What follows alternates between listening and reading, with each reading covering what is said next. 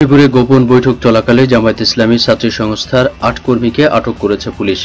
এ সময় বেশ কিছু সাংগঠনিক বই খাতাসহ বিপুল পরিমাণ ইসলামী ও জেহাদি বই জব্দ করা হয়। বৃহস্পতিবার বিকেলে সদর উপজেলার চন্দ্রগঞ্জ থানাধীন বিরামহিমপুর এলাকায় ডাক্তারবাড়ির শেখ আহমদ ঘর থেকে তাদেরকে আটক করে পুলিশ। আটককৃতরা হলেন রুমা আক্তার, রাবেয়া আক্তার, নাবিলা সুলতানা, শাহিদা আক্তার, কামরুন নাহার, নাহিদা সুলতানা, জেসমিন আক্তার, ইতি আক্তার। তারা সকলেই লক্ষ্মীপুর জেলার বিভিন্ন স্থান থেকে এসে ওই বৈঠকে মিলিত হয়। লক্ষ্মীপুরের সহকারী পুলিশ সুপার মোহাম্মদ নাসিম মিয়া জানায়, জামাতের ছাত্রী সংগঠন ইসলামী ছাত্রী সংস্থার বেশ কয়েকজন নেতাকর্মী লক্ষ্মীপুর সদর উপজেলার চন্দ্রগঞ্জ থানাধীন বিরামহিমপুর ডাক্তারবাড়িতে গোপন বৈঠক করছে। এমন সংবাদের ভিত্তিতে ওই বাড়িতে অভিযান চালায় পুলিশ। এ সময় পুলিশের উপস্থিতি টের পেয়ে বেশ কয়েকজন পালিয়ে গেলেও ৮ কর্মীকে আটক করতে সক্ষম হয় পুলিশ।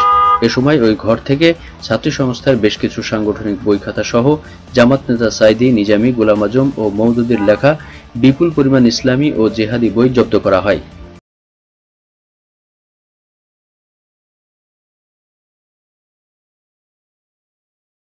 বাংলাদেশ জামায়াতে ইসলামেরই একটি অঙ্গ সংগঠন বাংলাদেশ ইসলামী ছাত্রী সংস্থার কিছু কর্মী এবং নেত্রী এখানে গোপন বৈঠক করছে।